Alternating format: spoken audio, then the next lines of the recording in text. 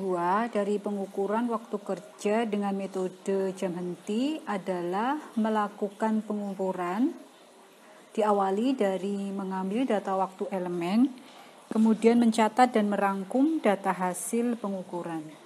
Ada 3 cara pengukuran. Yang pertama, metode continuous time study.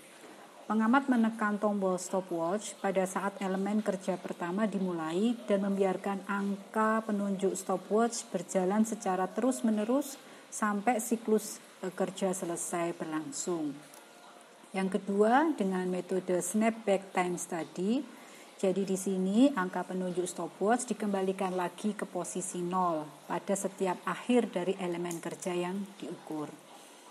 Dan yang ketiga, metode akumulatif timing, digunakan 2 atau lebih stopwatch yang akan bekerja secara bergantian. Apabila elemen pekerjaan sudah selesai, stopwatch 1 dimatikan, stopwatch kedua menyala dengan sendirinya. Contoh data observasi berikut jika diamati menggunakan continuous atau snapback adalah ditunjukkan di layar. Untuk elemen menyiapkan kardus, siklus pertama membutuhkan waktu 10,2 detik, sedangkan elemen memasukkan botol ke kardus membutuhkan waktu 62 setengah detik. Ya. Kalau kita menggunakan metode continuous, terlihat ya 10,2 ditambah 62,5, di sini tertera di stopwatch-nya 72,7, sedangkan kalau menggunakan metode snapback, waktu realnya adalah 62,5. Nah, demikian berlaku juga untuk pengamatan siklus-siklus pengamatan seterusnya.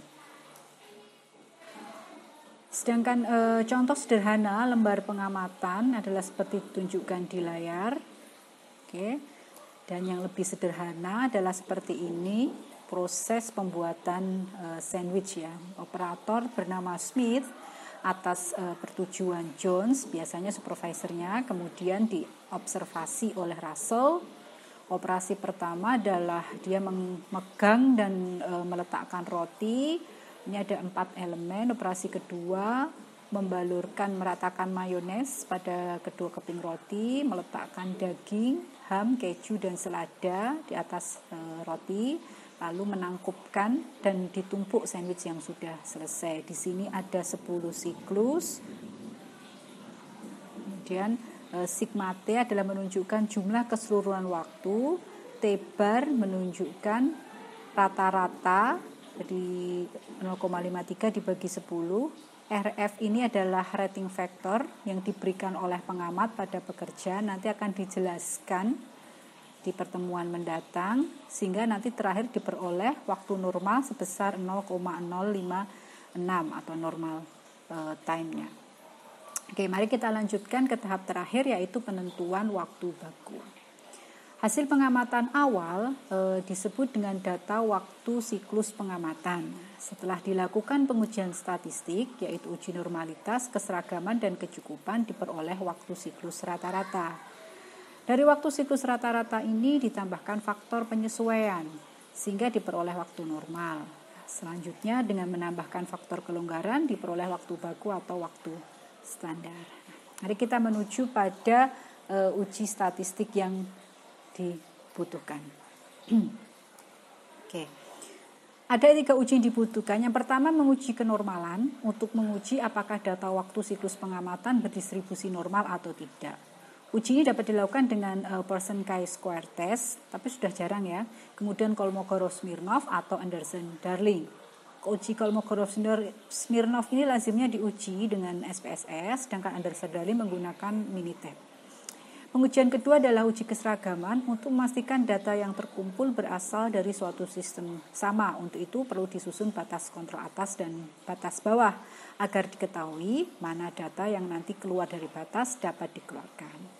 Yang terakhir, uji kecukupan yang bertujuan menguji apakah sampel pengamatan telah mewakili populasi dengan menggunakan tingkat kepercayaan dan ketelitian tertentu. Oke ya. Untuk uji keseragaman akan dijelaskan lebih rinci seperti ini. Langkah-langkahnya pertama kita menentukan jumlah subgrup dan kita hitung nilai rata-ratanya. Oke, ini ada rata-rata subgrup, ini adalah waktu penyelesaian KI, kemudian N banyaknya data dalam subgrup. Setelah satu subgrup dihitung, selanjutnya dihitung rata-rata subgrup. Jadi yang nilai ini tadi dijumlahkan, kemudian dibagi dengan K, banyaknya subgrup.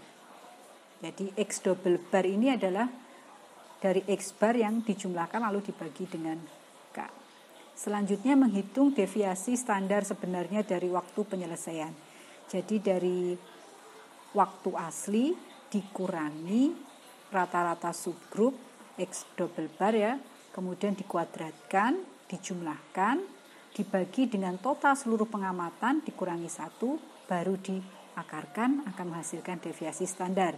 Adapun deviasi standar distribusi rata-rata subgrup adalah deviasi standar atau simpangan baku yang ini tadi dibagi dengan N kecil, banyaknya data dalam subgrup. Sehingga diusahakan ya tiap subgrup itu datanya banyaknya sama.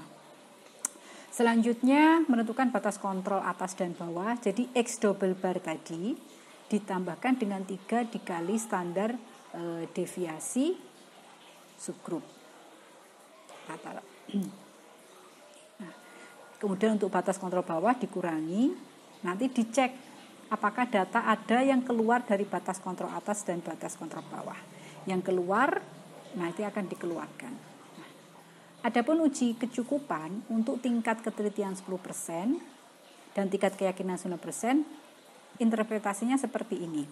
Artinya pengukur membolehkan rata-rata hasil pengukurannya menyimpang sejauh 10% dari rata-rata sebenarnya dengan kemungkinan berhasil atau tingkat keyakinan 95%.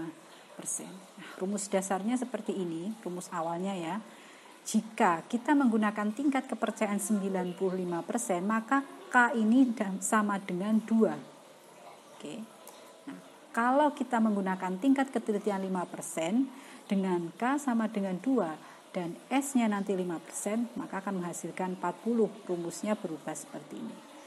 Kalau tingkat ketelitiannya kita naikkan 10%, maka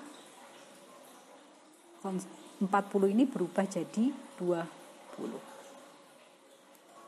Nah, secara umum banyaknya siklus per observasi untuk tiap waktu siklus tertentu dapat dilihat dalam tabel berikut.